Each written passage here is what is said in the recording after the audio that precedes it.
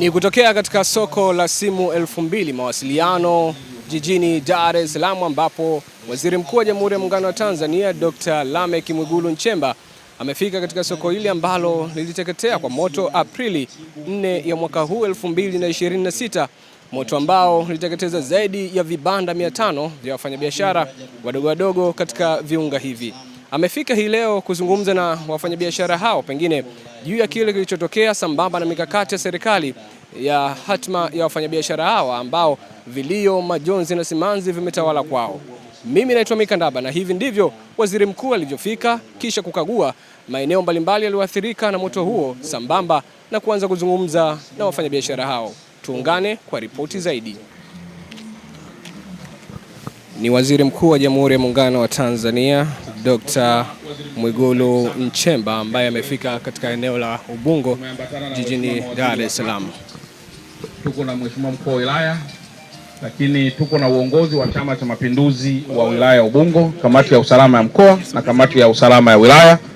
Wote Mheshimiwa Waziri Mkuu wamefika kwa ajili ya kupokea maelekezo ambayo utayatoa katika eneo hili. Naomba nimpe maiki hii Mheshimiwa Mkuu wa Wilaya atoe taarifa kwa ufupi kuhusiana na eneo hili.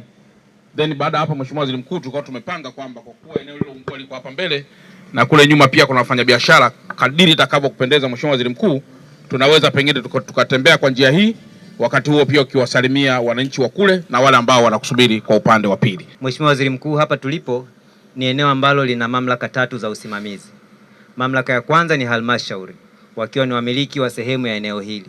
Lakini mamlaka ya pili ni DART, ambao wao wana jukumu la maendelezo ya miundombinu. Lakini mamlaka ya tatu ni TANROADS, ambao wao ndio wanajenga miundombinu ile ambayo inatumika na DART. Kwa hiyo DART yeye ni mnufaika wa moja kwa moja maendelezo.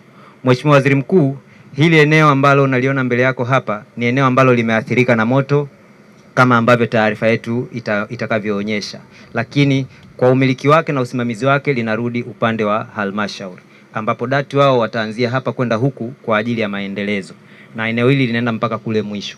Kama unavyojionea Mheshimiwa Waziri Mkuu, athari kubwa ilitokea hapa kama unavyoona, ambapo vibanda zaidi ya 500 vimeweza kuteketea. Lakini pia miundombinu ya umeme kama ile nguzo pale unayoiona ilikuwa ni nguzo ambayo imeungua kabisa, lakini wenzetu wa TANESCO wameshafika na imerejeshwa. Sasa tumeweka hizi nguzo za zege. Kwa hiyo hatuna madhara makubwa ya binadamu mpaka sasa.